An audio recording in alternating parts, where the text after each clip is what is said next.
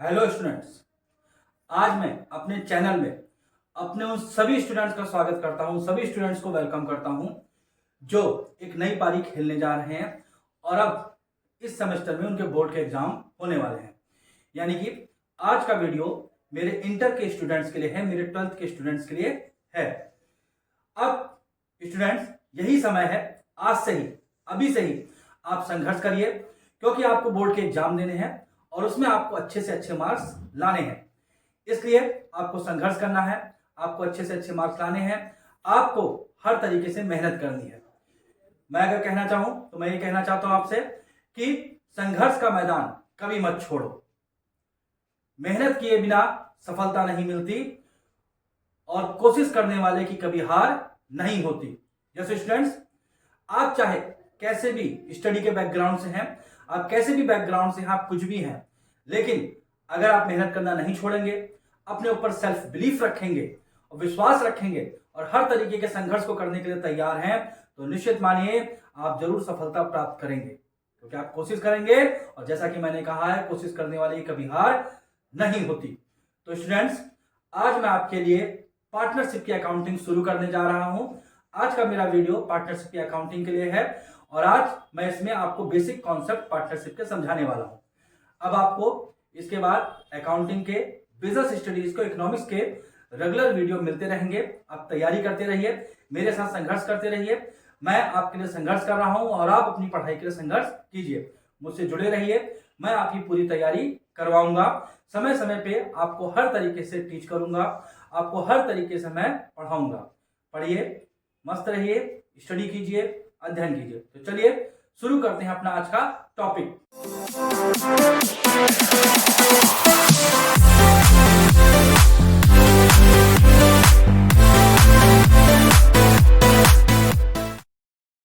हम देखते हैं कि पार्टनरशिप का मीनिंग क्या होता है। Section 4 of the Indian partnership act 1932, यानी कि भारत में जो पार्टनरशिप एक्ट है वो 1932 चलता है, जैसा कि मैंने यहाँ बॉक्स में भी आपको लिखकर दिया है, आप इसको देख सकते हैं। इसको याद रखिएगा कि भारत में इंडियन पार्टनरशिप एक्ट 1932 चलता है। वो डिफाइन करता है पार्टनरशिप को, किस रूप में डिफाइन करता है।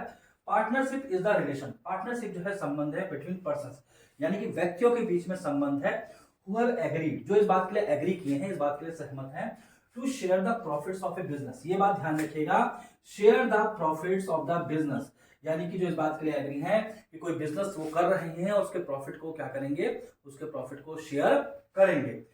ठीक है, कैरी ऑन, बिजनेस चलाया जाएगा बाय ऑल, या तो सब लोग मिलकर बिजनेस चलाएंगे और एनी ऑफ देम, या उनमें से कोई एक दो व्यक्ति बिजनेस चलाएंगे, एक्टिंग फॉर ऑल, जो उन सभी के लिए काम करेंगे।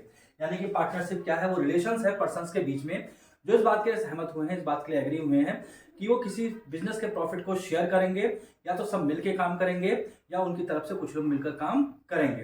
तो इस तरीके से इंडियन पार्टनरशिप के अकॉर्डिंग पार्टनरशिप की डिफिनेशन दी गई है। तो अब इस डिफिनेशन के अकॉर्डिंग हम देखते हैं कि पार्टनरशिप के कैरेक्टरिस्टिक्स या पार्टनरशिप की नेचर क्या क्या होती है। आइए देखते हैं। यहाँ पे हम देखते हैं, देखिए मैंने यहाँ पे नेचर और कैरेक्टरिस्टिक हेडिंग डाली हुई है। तो देखते हैं सबसे पहले मेंबर्स, यानी कि पार्टनरशिप में कितने मेंबर्स हो सकते हैं।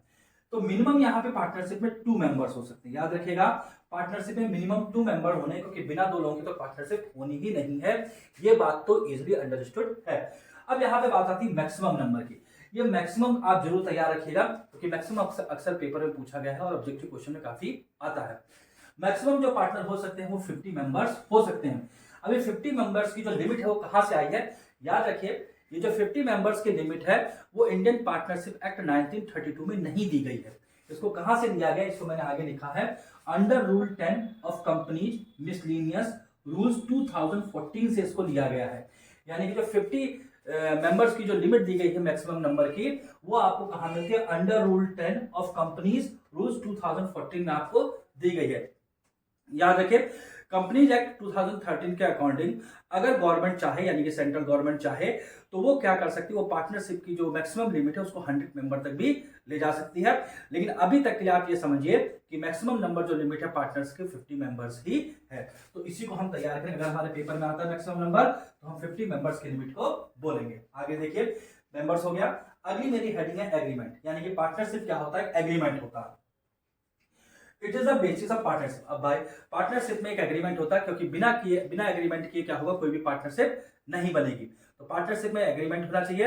एग्रीमेंट किस बात का, एग्रीमेंट इस बात का होना चाहिए किस तरीके से हम लोग काम करेंगे, किस तरह का बिजनेस करेंगे, किस तरह का हम लोग प्रॉफिट बांटेंगे, अगर लॉस होगा तो उसको किस तरीके से बांटा जाएगा।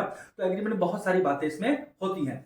ध्यान रखिए कि ये एग्रीमेंट जो है वो ओरल भी हो सकता है और रिटर्न भी हो सकता है। यानी चाहे तो आप एग्रीमेंट को ओरल भी रख सकते हैं और रिटर्न भी रख सकते हैं, लेकिन जो प्रेफरेबल होता है वो रिटर्न एग्रीमेंट ही होता है। तो इसलिए क्या है, इसलिए एग्रीमेंट क्या होना चाहिए, रिटर्न होना चाहिए, वो ज्यादा अच्छा है।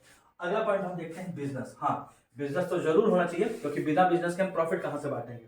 There should be a business, एक बिजनेस होना चाहिए टू शेयर प्रॉफिट, क्या करने के लिए, प्रॉफिट को शेयर करने के लिए। लेकिन एक बात मैं यहाँ पे क्लियर कर दूं कि बिजनेस कोई इलीगल बिजनेस नहीं होना चाहिए। बिजनेस क्या होना चाहिए, बिजनेस ऐसा होना चाहिए जो लॉफुल हो, जो लीगल बिजनेस हो। तो सीधी बात है कि बिजनेस कैसा होना चाहिए, बिजनेस एक ऐसा होना चाहिए जिसमें प्रॉफिट शेयर कर सके और एक लीगल बिजनेस होना चाहिए। चलिए स्टूडेंट्स, कुछ और इंपॉर्टेंट कैरेक्टरिस्टिक देखते हैं पार्टनरशिप्स की। अब इसमें अगली कैरेक्टरिस्टिक क्या है, म्यूचुअल एजेंसी। अब म्यूचुअल एजेंसी कहने का क्या मतलब है, जरा इसको आप बहुत थॉरोली समझ लीजिएगा। इस यहाँ पे म्यूचुअल एजेंसी के लिए 2 पॉइंट है, पॉइंट 1 और पॉइंट 2। जरा इनको नोट कीजिएगा, पॉइंट 1 और पॉइंट 2, ध्यान दीजिएगा। पॉइंट 1 है एवरी पार्टनर इज इंटाइटल्ड, यानी कि हर पार्टनर को इस बात का इंटाइटल यानी कि अधिकार है to participate in the affairs of the business, कि वो बिजनेस में पार्ट ले। यानी कि जो भी बिजनेस की डेली एक्टिविटीज होती हैं, जो भी एक्टिविटीज बिजनेस की है, उसमें हर पार्टनर को राइट है कि उसमें वो पार्ट ले, उसमें वो पार्टिसिपेट करे, कोई भी उसको रोक नहीं सकता है। दूसरा है म्यूचुअल एजेंसी का, देयर एग्जिस्ट रिलेशनशिप, एक रिलेशनशिप होता है म्यूचुअल एजेंसी। किसका रिलेशनशिप होता है, म्यूचुअल एजेंसी का रिलेशनशिप होता है बिटवीन ऑल द पार्टनर, सभी पार्टनर्स के बीच में। इसका कहने का मतलब है कि हर each partner is the principal, हर पार्टनर जो है प्रिंसिपल है, as well as agent for all other partner, सभी पार्टनर्स के लिए प्रिंसिपल भी है और इसी तरह से वो क्या है, एजेंट भी है। यानी कहने का मतलब यह है कि हर पार्टनर जो है दूसरे पार्टनर के लिए एक प्रिंसिपल का यानी कि बिजनेस के ओनर का भी काम करता है और एज वेल एज एजेंट का भी काम वो करता है। मान लीजिए अगर 4 पार्टनर है फर्म में, ए बी सी और डी, और सी जो है मान लीजिए वो कोई एग्रीमेंट करता है, बाकी ए बी और डी को नहीं पता है कि सी ने कोई एग्रीमेंट किया है। बाद में ए बी और डी जो है इस बात से मना नहीं कर सकते हैं कि हमको पता नहीं था। ये जो सी एग्रीमेंट करेगा उससे ए बी और डी जो है वो भी सब लोग बाइंड रहेंगे, बाध्य रहेंगे, और वो भी क्या है, वो भी वही काम करने के लिए इन्फोर्स रहेंगे जिसके लिए सी ने एग्रीमेंट किया है। तो यहां पे समझ, यही रूल है, इसी को हम क्या कहते हैं कि हर पार्टनर जो है, every partner is principal as well as agent for all the other partners. यानी कि एक पार्टनर कोई काम करेगा तो ये माना जाएगा कि बाकी पार्टनर का भी वही काम है, यानी कि बाकी ने भी वही काम किया है। आप म्यूचुअल एजेंसी को अच्छी तरीके से समझ गए होंगे। अब अगला पॉइंट देखते हैं, शेयरिंग ऑफ प्रॉफिट। हाँ भाई, ये तो सबसे इंपॉर्टेंट पॉइंट है, शेयरिंग ऑफ प्रॉफिट। ये तो हमारी डिफिनेशन में भी दिया है, जो डिफिनेशन मैंने आपको बताई थी कि शेयरिंग ऑफ प्रॉफिट जरूर होना चाहिए। तो ऐसा है कि द एग्रीमेंट बिटवीन पार्टनर्स के बीच में जो एग्रीमेंट होता है must be to share profit, कि प्रॉफिट शेयर हो, और यहां पे एक बात और नोट कीजिएगा, लॉस भी शेयर किया जाए। डिफिनेशन में लॉस शेयर करने की बात नहीं की थी, लेकिन हम ये कह सकते हैं कि लॉस शेयर करने की बात जो है इंप्लाइड है, यानी कि वो डिफिनेशन में नहीं कही गई लेकिन फिर भी वो है। तो क्या शेयर होना चाहिए, प्रॉफिट भी शेयर होना चाहिए, और अगर बिजनेस लॉस लेता है तो लॉस को भी शेयर करना चाहिए। अब जैसे जैसे आप अकाउंटिंग को आगे पढ़ेंगे, पार्टनरशिप अकाउंटिंग को आप आगे पढ़ेंगे, तो इस बात को सीखेंगे, समझेंगे कि किस तरीके से पार्टनर आपस में प्रॉफिट और लॉस को बांटते हैं।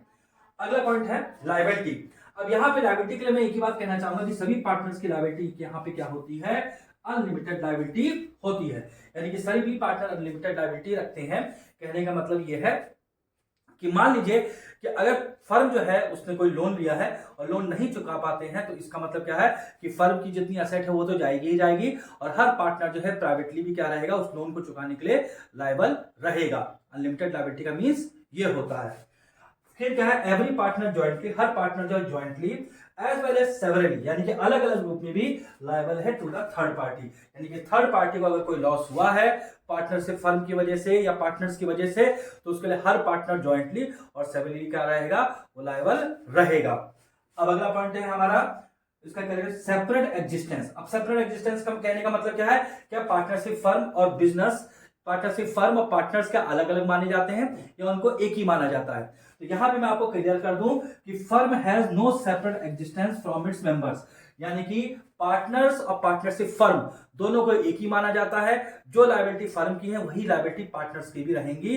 पार्टनरशिप फर्म को और पार्टनर्स को अलग अलग ट्रीट नहीं किया जाता है, यानी कि बिजनेस जो है उसका कोई सेपरेट एग्जिस्टेंस नहीं होता उसके मेंबर से। तो स्टूडेंट्स, ये हमारी कैरेक्टरिस्टिक्स थी जो मैंने आपको पढ़ाई।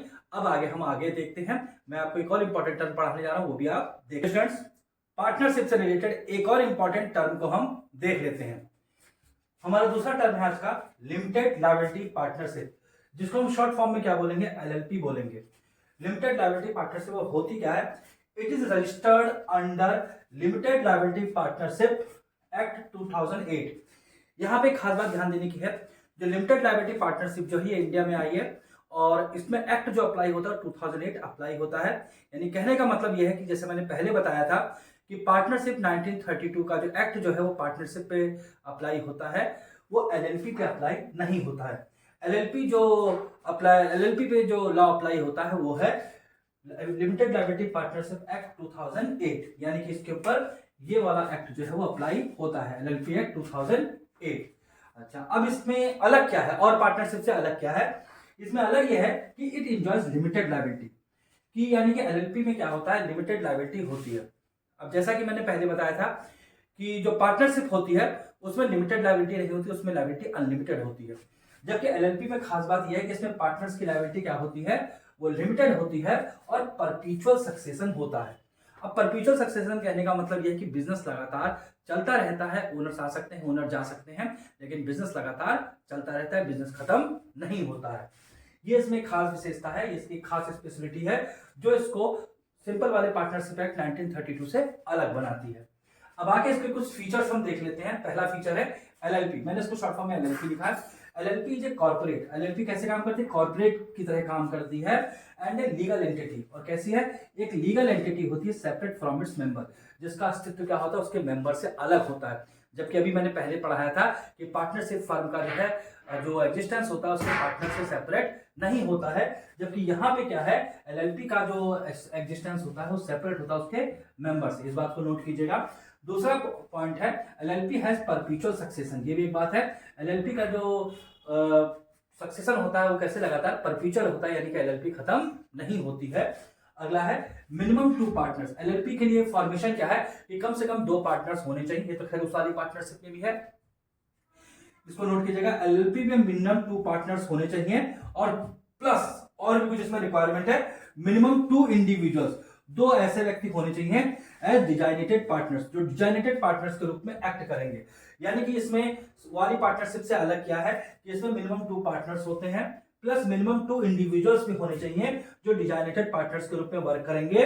और ये जो डिजाइनेटेड जो 2 पार्टनर्स होते हैं वो है एटलीस्ट 1, उनमें से एक जो है should be resident of India, उसमें से कम एक को भारत का रेजिडेंट होना चाहिए।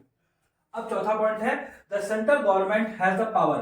सेंट्रल गवर्नमेंट के पास से पावर है to investigate into the affairs, investigate affair कर सकती है अफेयर को ऑफ एलएलपी। एलएलपी के जो भी मामले हैं उसको कौन, सेंट्रल गवर्नमेंट को अथॉरिटी है कि उसको इन्वेस्टिगेट कर सकती है कि सब कुछ अफेयर ठीक से चल रहे हैं या नहीं चल रहे हैं। और किसके द्वारा होता है? बाय ए कॉम्पिटेंट इंस्पेक्टर, यानी कि गवर्नमेंट क्या करती है, इसके लिए एक कुशल व्यक्ति को इंस्पेक्टर के रूप में अपॉइंट करती है और वो क्या कर सकता है, वो एलएलपी के अफेयर्स को जांच पड़ताल कर सकता है।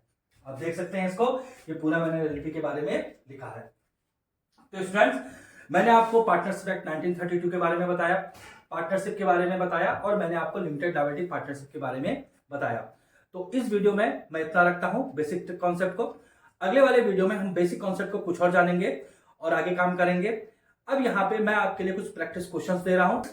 अब इस तरीके से हमारा ये टॉपिक पार्टनरशिप का आज मैं यहीं पे खत्म करता हूं। अगले वीडियो में मैं फिर इसको आगे बढ़ाऊंगा, आगे कंटिन्यू करूंगा। वीडियो के आखिरी में मैं कुछ क्वेश्चन पूछ रहा हूं, आप उन क्वेश्चंस के आंसर अगर दे सकते हैं तो इसका मतलब आपने वीडियो को अच्छी तरीके से समझ लिया है। अगर आप उन क्वेश्चंस का आंसर ठीक तरीके से नहीं दे पा रहे हैं या कहीं पे कुछ अटक रहे हैं तो फिर से एक बार वीडियो को रिवर्स करके देखिए और आप आराम से उन क्वेश्चंस का आंसर दे लेंगे। इससे क्या होगा, इससे आपकी तैयारी अच्छी तरीके से होगी। चलिए अब उन क्वेश्चंस को देख लेते हैं। चलिए स्टूडेंट्स, अब इस वीडियो के जो प्रैक्टिस क्वेश्चंस हैं उनको देख लेते हैं जिनके आंसर आप दे सकते हैं। देखिए, पहला क्वेश्चन यह है, make a difference between partnership and LLP. पहला क्वेश्चन ये आपका इंपॉर्टेंट है कि पार्टनरशिप और एलएलपी के बीच में डिफरेंस बताना है। मैंने आपको दोनों चीजें अच्छी तरीके से समझाई है, आप देख सकते हैं, आप यहाँ पे उन दोनों के बीच में डिफरेंस कर सकते हैं। कोई 2 या 3 पॉइंट बताइए उनके डिफरेंस का। क्वेश्चन नंबर 2 है, what is meaning of unlimited liability. यहाँ पे आपको अनलिमिटेड लायबिलिटी का मीनिंग आपको बताना है कि अनलिमिटेड लायबिलिटी का मीन्स क्या होता है। मैंने आपको एक्सप्लेन किया है, यहाँ पे अनलिमिटेड लायबिलिटी का मीनिंग बताएगा। और तीसरा तो क्वेश्चन बहुत सिंपल और सीधा सा है, डिफाइन पार्टनरशिप, यानी कि यहाँ पे आपको पार्टनरशिप की डिफिनेशन बतानी है। तो ये 3 क्वेश्चन है जो आपके वीडियो से रिलेटेड है, उनको आप देख सकते हैं। अगर आप इन क्वेश्चन के आंसर दे पा रहे हैं तो आपने बहुत अच्छी परफॉर्मेंस की है। अगर आप इन क्वेश्चन के आंसर नहीं दे पा रहे हैं तो फिर से वीडियो को रिवर्स करके देखिए, आपको सारे आंसर मिल जाएंगे। तब तक के लिए अगले वीडियो का इंतजार कीजिए, फिर मैं आता हूं आपको बिजनेस स्टडीज, इकोनॉमिक्स, अकाउंटेंसी की पूरी तैयारी करवाऊंगा। वेट कीजिए, तैयारी कीजिए, संघर्ष कीजिए, यही विद्यार्थी जीवन की लाइफ है। करते रहिए, आगे बढ़ते रहिए, आपको इसका फल जरूर मिलेगा। तब तक के लिए आपको बेस्ट ऑफ लक।